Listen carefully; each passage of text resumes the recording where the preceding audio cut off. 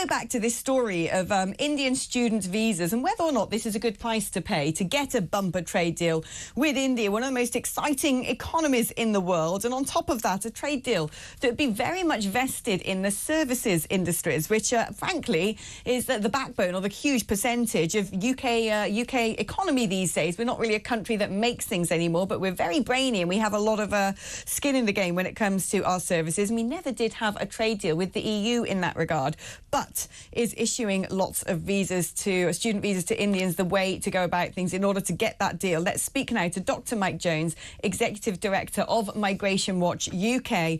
Mike, great to have you on the programme. I mean, in this day and age, when you're doing trade deals with a lot of countries around the world, there usually is some sort of demand for a degree of visa relaxation. Modi has said this repeatedly when we've approached India before about getting some sort of economic arrangement with them. He said, well, you know, for us, it's all about getting those visas.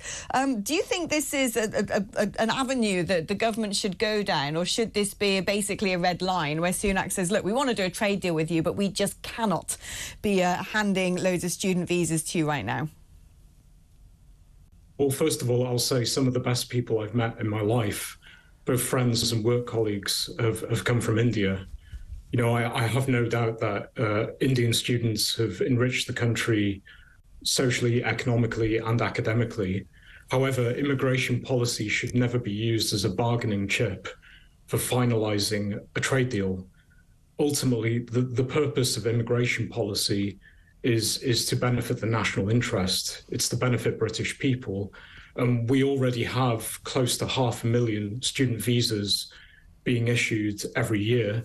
And on top of that, we have over 100,000 student dependents.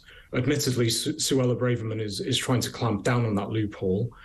But, you know, ultimately, immigration should not be used as a bargaining chip with any trade deal. I mean, what is the situation with the universities and foreign students? Because a lot of universities would say, look, if it wasn't for the foreign students who tend to pay far higher fees, we wouldn't be able to operate, and yet they're still charging domestic students a lot of money. I mean, do they need the influx of foreign students and able to keep the estates running and keep lecturers in lecture halls, or is this just a sort of fallacy that we're constantly fed? The problem is we have such a high level of foreign students at the moment that they're being used to prop up substandard institutions that offer Mickey Mouse courses in non-STEM subjects. And this doesn't benefit British productivity. So, and also the numbers contribute to the pressures on housing and public infrastructure. So this is essentially a failed economic model that is being propped up by large-scale immigration. And there's a sort of Janus-faced nature to this because Prime Minister Sunak is talking tough on asylum, on stopping people coming here illegally. But in terms of legal migration, he's very much kept the pedal to the metal on large-scale immigration. And this is contributing to various pressures on infrastructure and so on. I mean, looking in particular at student visas and how many have been issued and the huge increases in that area, how open is the system to abuse, to exploitation? People either coming and signing up to English universities that basically don't exist or don't have any requirements for entry. I think I understand that around 20 institutions in the UK don't even demand you pass an English language test, something which most other countries in the world would do if you wanted to come and study there. And how many times do students come here to nominally take a degree and then stay and essentially overstay their visa? Well, this was a huge problem during the New Labour years. Essentially, student visas were used as a sort of Trojan horse for illegal economic migration. Theresa May, to her great credit, did sort this out to some extent.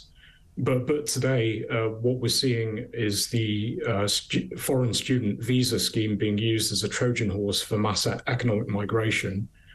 And that's not a good thing because the vast majority of foreign workers in this country are employed in low-skill and medium-skill jobs, close to 60%. So this doesn't benefit the British public or the British taxpayer. And there need to be restrictions on student visas. I mean, how should the government go about this then? If India's really digging their heels in and saying that this is what we require in order to negotiate a trade deal that, like I said, could be worth billions to the UK economy, something very coveted, in fact, as part of post-Brexit, Britain's post-Brexit industrial strategy. So I'm a firm believer that when it comes to Commonwealth countries and countries with whom we share language and history and democracy, that we really should be reaching out to them and forging closer relationships in the global marketplace. But I mean, does the government turn around and therefore say to Narendra Modi, look, mate, you know, we'll give you some student visas, but it's going to be to particular institutions. There's going to be a cap on it. They have to come back afterwards, or if they've trained as doctors or whatever in this country, we then expect them to stay on and contribute to our services. Well, yes, you need to be firm. Again, as I say, I'm a huge admirer of India. Some of the best people I've met in my life are from that country. But at the end of the day, immigration policy is there to benefit the British public. And, you know, ultimately, it comes down to productivity. You need limited numbers of legal migrants chosen for their high human capital. The student visa regime should not be used to prop up substandard institutions. It should not be used as a Trojan horse for mass economic migration that does not benefit the Treasury and does not benefit productivity.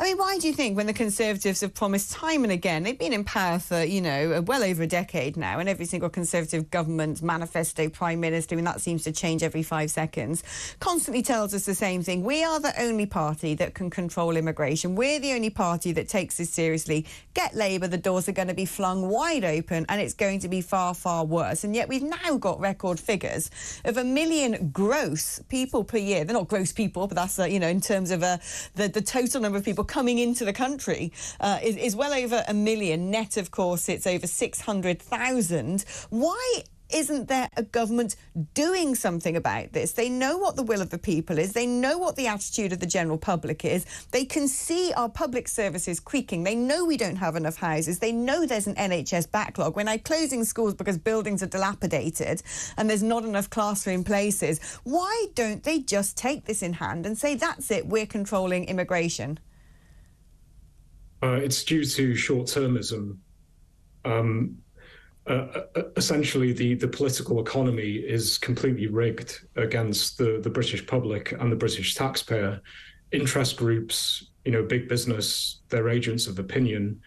The sort of charity sector, they're very much in favour of more open borders. And there's a sort of sociological aspect to this as well. Many politicians come from a background where they're not affected by mass immigration. You know, privately school educated, they've got lots of money, they can live, you know, in the countryside in mansions and so on.